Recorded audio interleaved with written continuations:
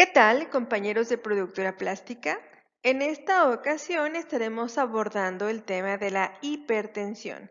Nuestro objetivo es dar a conocer un panorama general sobre esta enfermedad, conocer aquellas causas que puedan desencadenarla o complicarla, así como conocer algunos síntomas y su diagnóstico. Y lo más importante, cómo vivir y cómo prevenir las complicaciones de la hipertensión para mejorar nuestra calidad de vida. Bienvenidos. ¿Por qué esta presentación?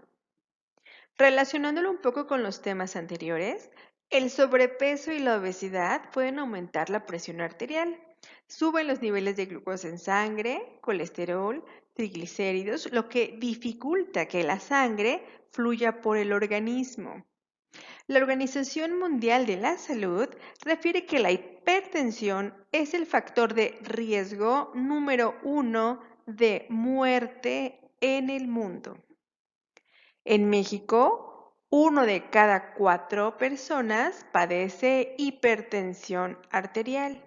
En los hombres el porcentaje es de 24.9% y en las mujeres de 26.1%.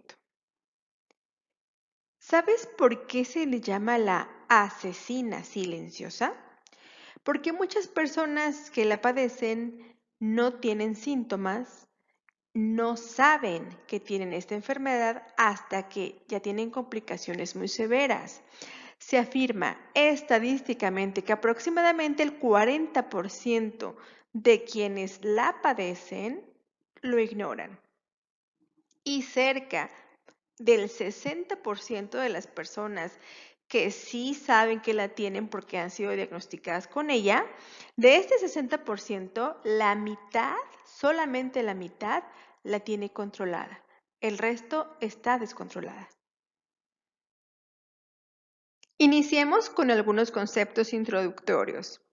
Recordemos que el corazón actúa como una bomba que impulsa la sangre hacia los órganos, tejidos y células de nuestro organismo. La sangre nos provee de oxígeno y nutrientes en cada célula y recoge el dióxido de carbono y las sustancias desechadas por estas células. La sangre es transportada desde el corazón al resto del organismo a través de arterias y venas capilares. Entonces, ¿qué es la presión arterial? Es la fuerza que ejerce el corazón contra las paredes de las arterias cuando bombea la sangre. Seguramente, alguna ocasión hemos escuchado expresiones coloquiales como la presión de arriba, la presión de abajo, la presión más alta o la presión más baja. En realidad nos estamos refiriendo a la presión sistólica y a la presión diastólica. ¿Cómo es esto? Pues bueno, en el bombeo de sangre, el corazón y el sistema circulatorio pasan por un máximo de presión. A esto se le llama una presión sistólica, porque es el número más alto que mide esta presión con que el corazón tiene que bombear la sangre hacia nuestras arterias. Pero llega después un punto de relajación y es el número más bajo y mide la presión con que el corazón se relaja entre latidos. Nos estamos refiriendo a la presión diastólica. En un ejemplo de 120 sobre 80 de presión arterial, la presión sistólica sería 120 y la diastólica sería 80. ¿Cómo se diagnostica la hipertensión? De acuerdo a la Organización Mundial de la Salud, cuando la presión arterial se encuentra por arriba de los siguientes niveles, ya sea arriba de 140 de presión sistólica sobre 90 de presión diastólica, o cuando estos valores estén por arriba de lo normal en 2 o 3 ocasiones. O bien, si en una sola ocasión los valores son mucho más altos de lo que estamos viendo en pantalla. Pero recuerda, aquí es muy importante la valoración de tu médico, quien conoce tu historial clínico. Sin embargo, Las nuevas guías para el diagnóstico de las personas con esta enfermedad es cada vez más estrictas. Incluso en la plataforma del CLIMS nos mencionan que la American Heart Association indica que las personas que manejan una presión arterial de 130/80 ya se pueden diagnosticar como hipertensas en lugar del parámetro que se manejaba anteriormente de 140/90.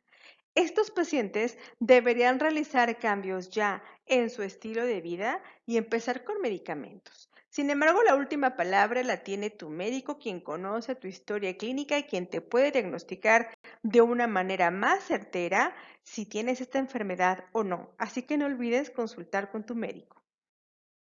Para hacerlo más visual, te vamos a compartir un cuadro donde se especifican las categorías de presión arterial. Recordemos que la presión arterial se mide en milímetros de mercurio, mmHg, y que existen dos tipos de presión, que es la sistólica, el número de arriba, y la diastólica, el número de abajo. Entonces, una presión normal va a estar en menos de 120 de presión sistólica y en menos de 80 en una presión diastólica. Se considera elevada de 120 a 129 en una presión sistólica y en menos de 80 en una presión diastólica. Una presión arterial alta, ya estamos hablando de una hipertensión, pero en nivel 1 es cuando tu presión sistólica, el número de arriba, está entre 130 y 139. O cuando la presión diastólica, el número de abajo, está de 80 a 89. Hablamos de una presión arterial alta, nivel 2, cuando tu presión sistólica está de 140 o más alta, o cuando la diastólica está en 90 o más. Ya una crisis de hipertensión, donde tenemos que consultar de manera inmediata a nuestro médico, es cuando la presión sistólica está más alta de 180 y o la presión diastólica está más alta de 120. Por eso es tan importante conocer los parámetros para no llegar a este extremo cuando ya estamos hablando de una crisis. Para que tengamos una idea más gráfica de qué ocurre en nuestro cuerpo cuando se tiene hipertensión, imaginémonos que estas mangueritas que vemos en pantalla son nuestras arterias. Entonces, cuando los músculos que están en las paredes de las arterias se vuelven más gruesos, pues entonces se dificulta más el bombear la sangre.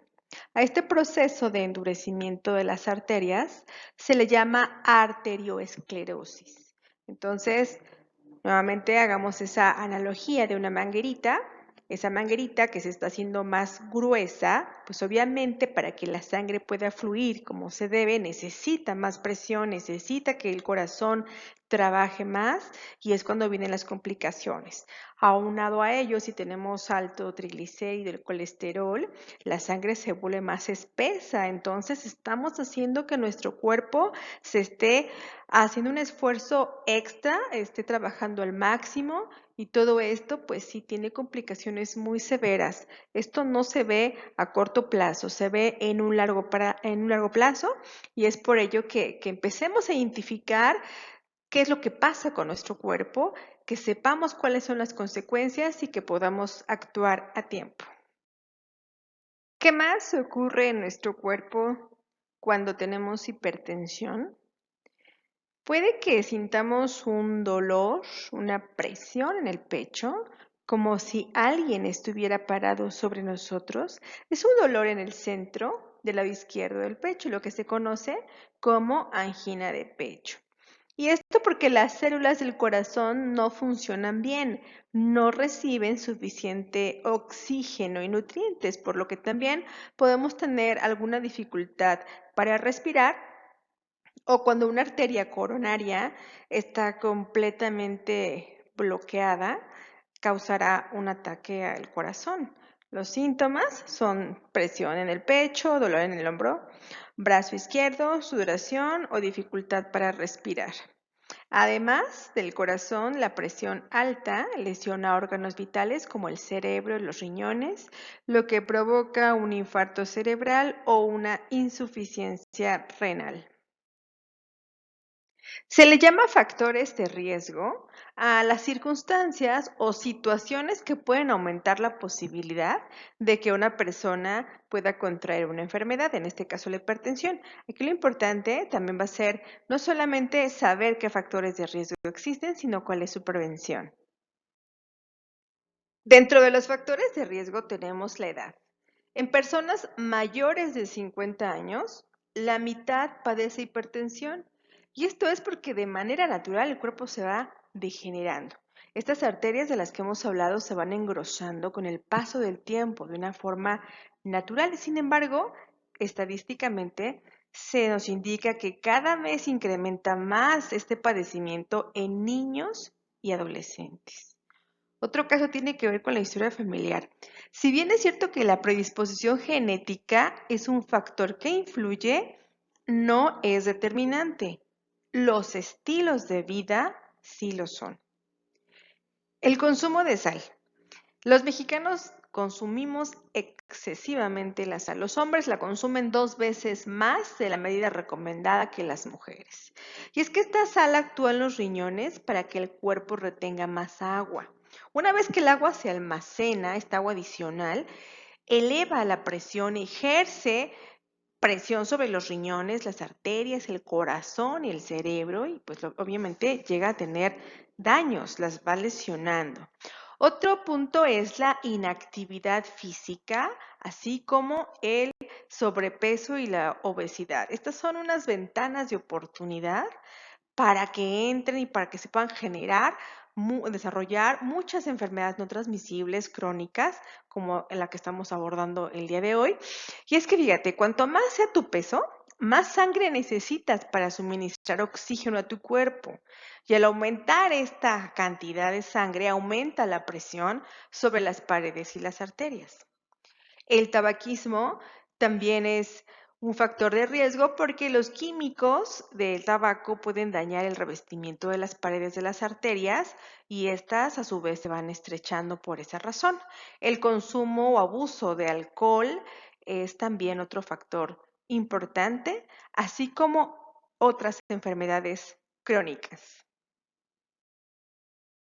Una información muy valiosa es que tú sepas cuáles son los alimentos que son altos y bajos en sal. La sal es el nombre común que se usa para el cloruro de sodio, que en realidad es 40% de sodio y 60% de cloruro. Consumir menos de 5 gramos de sal por día es la cantidad recomendada por los especialistas. Esto es menos de una cucharadita cafetera. Si nosotros reducimos el 15% de este consumo, también puede disminuir tu presión y por ende la probabilidad de muerte por alguna enfermedad del corazón hasta en un 40%. Como vemos en la imagen, la sal no solamente está en el salero, sino en muchos productos de la vida cotidiana que consumimos. Quitar el salero del centro de mesa sí es una buena opción, pero no basta con ello. Hay que saber identificar qué productos que consumimos a diario contienen cantidades grandes de sal. Por su naturaleza, los productos que son menores en cuanto a la cuestión de sal, pues son los naturales. Pero también encontramos que en el semáforo aquí amarillo vemos que la sal se puede centrar también de forma natural en la leche, la crema, los huevos, el pan, las galletas, carnes y mariscos. Y en un nivel rojo alto en sodio están los alimentos ultraprocesados. Por ejemplo, las sopas instantáneas, los cubitos para hacer caldo. Estos tienen hasta 3.29 gramos de sal, es decir, casi el 85% de la sal que puedes consumir en un día la tiene un cubito, y así muchos ultraprocesados. El pan, los embutidos, los enlatados, las mayonesas, las margarinas, los cereales tipo flakes y los quesos también tienen un alto contenido en sal.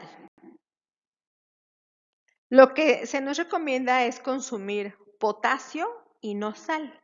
El potasio es un mineral que el cuerpo necesita. Y fíjate, una dieta rica en potasio te ayuda a contrarrestar algunos efectos nocivos del sodio sobre la presión arterial.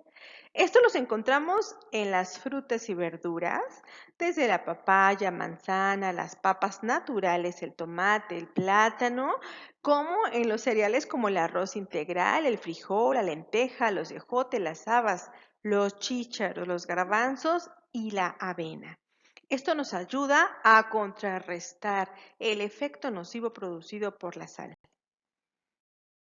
Hablemos ahora de los síntomas y el monitoreo de la presión arterial. ¿Cuáles son los síntomas de la hipertensión? ¿Sabías que esta enfermedad es la llamada asesina silenciosa? Debido a que muchos pacientes no presentan ninguna sintomatología de la enfermedad y muchas veces el diagnóstico ocurre por alguna complicación y ya que están en el hospital.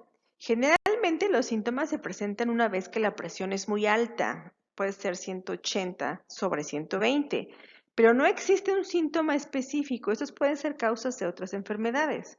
Sin embargo, si presentas algunos de estos síntomas, tienes que consultar de inmediato a tu médico. Puede ser fatiga o confusión, ver lucecitas, sentir mareo, dificultad para respirar, sangre en la orina o pulsaciones en el cuello u oídos. Lo ideal es que la toma de tensión arterial se haga tanto en un consultorio médico para su diagnóstico como en casa. Vamos a ver por qué. Porque resulta que hay un fenómeno que se le conoce como hipertensión de la bata blanca y se da cuando las personas se ponen muy nerviosas al ver los doctores, al asistir a un hospital. Esto les genera mucho estrés y sus lecturas ya no son confiables porque están dando más altas que lo que comúnmente manejan. Por eso se recomienda que se las tomen también en casa. Y recordar que todos los adultos de 18 años de edad en adelante deben de tomarse la presión periódicamente, porque recordemos que cada vez más niños y adolescentes están padeciendo esta enfermedad. Pídele a tu médico que compare tus lecturas que has registrado en casa con las que registras en el consultorio. A continuación te vamos a dar algunas recomendaciones de cómo tomar estas lecturas en tu hogar. Independientemente que ya haya sido diagnosticado como hipertenso o no, es importante llevar un monitoreo en casa. Por eso, se nos dice que previamente, antes de tomar la lectura de la presión arterial, debemos haber estado en reposo de 5 a 10 minutos, evitando haber subido y bajado escaleras rápidamente o tal vez haberte ejercitado. Eso no es recomendado porque altera las lecturas. Asimismo, no debes haber fumado ni tomado café en los últimos 30 minutos.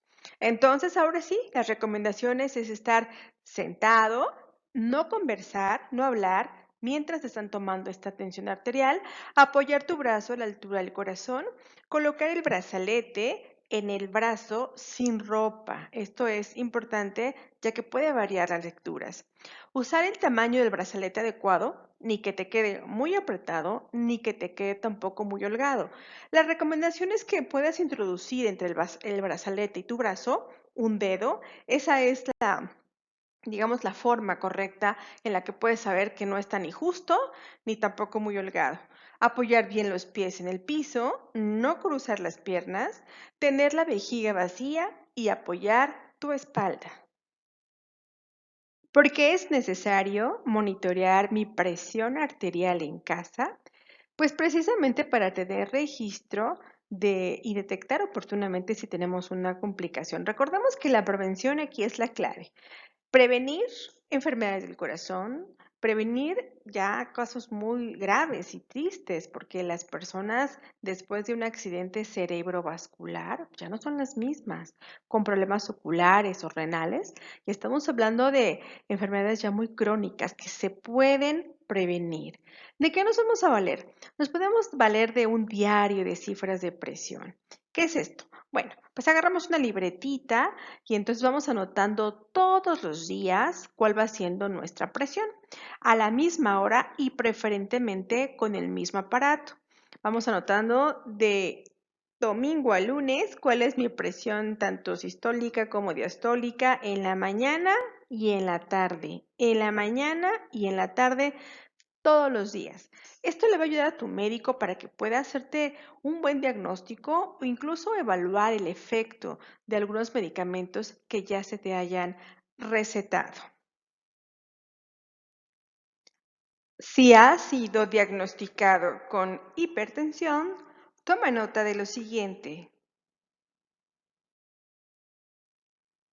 En el control de la hipertensión existen los tratamientos farmacológicos, que son los que tu médico de cabecera te indica, porque ya conoce tu historial clínico y entonces conoce el modo de acción de lo que te va a recetar, las indicaciones o tal vez las contraindicaciones, o si tienes otras enfermedades, él sabe cómo va a interactuar ese medicamento con otros o si tiene efectos adversos, él te lo va a explicar, porque son tratamientos personalizados. Es importante que sepas que si tú te sientes bien, aun cuando no tengas la presión alta ya con el tratamiento, no lo dejes de tomar. Muchas veces, al ver que la presión ya se normalizó, quitamos el tratamiento y no, porque este medicamento te va a ayudar a quitar el extra en tu presión. Si tú no te lo tomas, la presión volverá a subir. Por eso es muy importante no dejarlo. El otro tipo de tratamiento es el no farmacológico y tiene que ver más con los estilos de vida. Porque el hecho de estar tomando medicamentos no significa que ya puedas comer o beber lo que quieras. Si no realizas cambios de vida, la presión seguirá alta, aún con medicamento, y el riesgo persistirá. Por eso tenemos que ponerle metas, vamos a ponerle números. Es decir, tu meta principal debe de ser que la presión esté en menos de 140/90. Si eres diabético, que esté en menos 130/85, un peso adecuado, el colesterol en menos de 200, el no fumar y evitar el alcohol te va a ayudar muchísimo. Estos valores meta, acuérdate, ya sacamos en otros cursos el IMC. Recuerda, es debajo de 25. El consumo de sal, 5 gramos al día como máximo. Y si definitivamente tendrás que tomar algo por algún evento, por alguna fiesta, y bueno, 30 mililitros al día nada más, no te excedas. Y eso sí, evita el tabaco. Con esto vas a ver que te va a ayudar para tener tu presión controlada. Hemos visto en la parte física las recomendaciones que tienes que llevar a cabo para controlar tu hipertensión. Pero también hay otro tipo de recomendaciones que tiene que ver contigo mismo y con el entorno en el que tú vives. Se le llaman aspectos psicosociales. Porque saber que tienes una enfermedad cualquiera que sea, puede ser diabetes, hipertensión, otra comorbilidad, pues te puede causar al principio alteraciones en tu cuerpo porque tus emociones, tus estados de ánimo cambian, se ven afectados y estas afectaciones pueden ser con las relaciones o con la dinámica entre familia, amigos y con el trabajo. Por eso te vamos a dar unos tips para que los tomes en cuenta. ¿Qué cosas te van a ayudar a vivir con esta enfermedad? Y no solo eso, sino evitar otro tipo de enfermedades. Porque, ¿sabes? El cuerpo humano es como un sistema. Cuando se ve afectado un órgano, llega a repercutir en otro y después en otro, ya que estamos interconectados. Entonces, de lo que se trata es prevenir para reducir al máximo el desarrollo de otras enfermedades más. El primer punto es tener unas decisiones muy firmes en el tratamiento y esto significa que llevemos al pie de la letra las instrucciones de nuestro doctor, no un día sí y un día no, otro día se me olvidó, 2 días dejo de tomarlo, cuando me siento mal otra vez, no. Tenemos que ser adultos responsables y autodisciplinados en el momento que me toca, la dosis indicada y las recomendaciones que me dio mi médico. Hacer cambios en el entorno significa también tener comunicación. Esto es, sentirnos con la confianza en expresar a nuestros amigos, a tal vez a los familiares, a los compañeros de trabajo que tenemos cierta enfermedad y que no podemos tomar quizá el refresco, no podemos comer las papitas, no podremos consumir mucha sal porque estamos padeciendo una enfermedad y queremos controlarla. Si lo hablamos libremente, francamente, seguramente nos van a entender y hasta nos van a apoyar y quizás hasta se unan al reto de una vida saludable que en estos tiempos de verdad a todos nos quería muy bien. Rodearnos de personas que nos apoyen es elemental. ¿Y sabes qué? Bájale al estrés, relájate. Sabemos que en la dinámica actual, ya sea en la casa, con la familia, en el trabajo, a veces son ritmos muy acelerados, pero es importante también que te des unos espacios para poder sacar toda esa tensión. Y acuérdate que el ejercicio, por más repetitivo que se escuche, si tú caminas 30 minutos, si tú te ejercitas, busca la oportunidad y el momento para hacerlo. El pretexto siempre es de que no hay tiempo, no hay lugar, pero cuando se quiere, de verdad es posible. Entonces te animamos a que lo hagas con prevención, como una experiencia de vida donde actuemos antes de que ya sea demasiado tarde. Cuando las enfermedades ya están muy avanzadas, es cuando decidimos actuar. ¿Por qué esperarnos hasta entonces? Hagámoslo ahora. Tú puedes. Si necesitas más información, acércate a capacitación. Finalmente, si tienes hipertensión, esperemos que todos estos conceptos teóricos los apliques a tu vida diaria, porque lo importante es conocer a fondo la enfermedad para ser más conscientes de las repercusiones que pueda tener y que también se puede vivir con ella con un buen control, con un buen asesor médico para que puedas hacer frente a esta situación. Si no eres tú, ¿quién lo va a hacer por ti? Si no es ahora, ¿cuándo? Empieza ya. Muchas gracias.